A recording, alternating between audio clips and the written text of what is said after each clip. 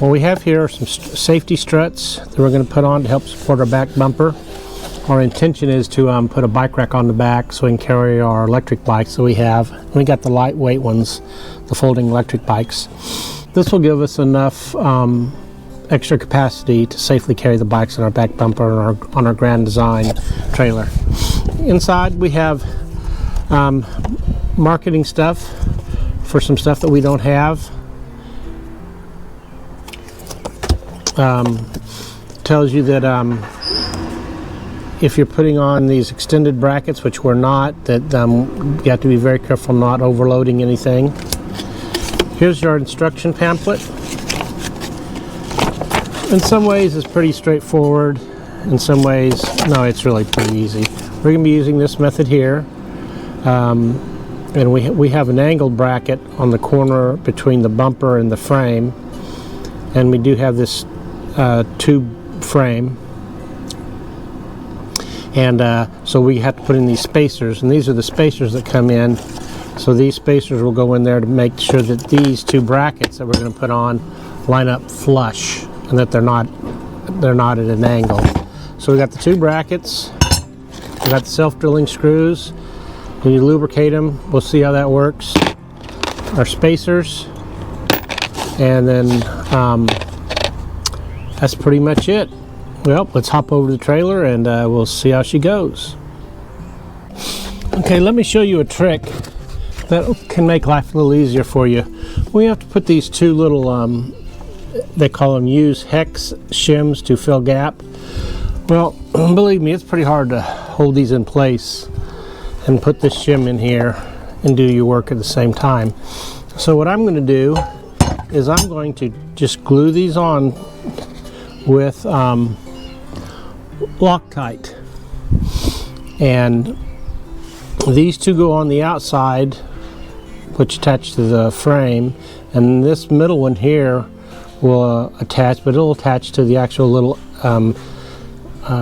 L-shaped bracket in the middle. So what I'm going to do is I'm just going to take this Loctite, just going to put it around here like this, put it around here like this, and then I'm going to put that right where that belongs. And I'm going to put this one where it belongs.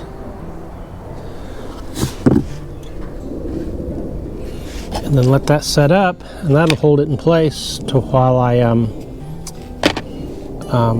drill my holes and put it where it belongs. Okay, this is that bracket I was talking about. As you can see, that's what we need the spacer for.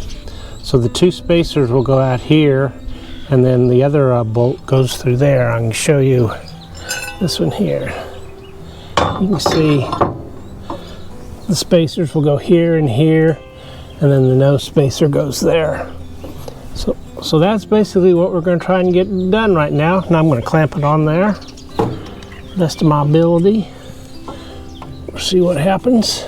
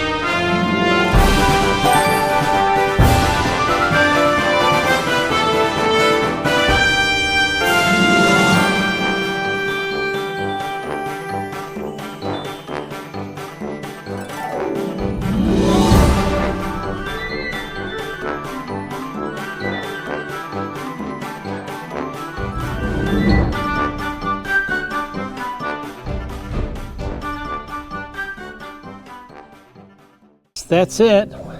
We got the one bracket in. Seems pretty darn sturdy. And we will call that good. And we'll go do the other side, and I'll have a recap after the other side's done. We'll be back later. Okay, we got both these little brackets installed. We got the two safety struts installed on both sides.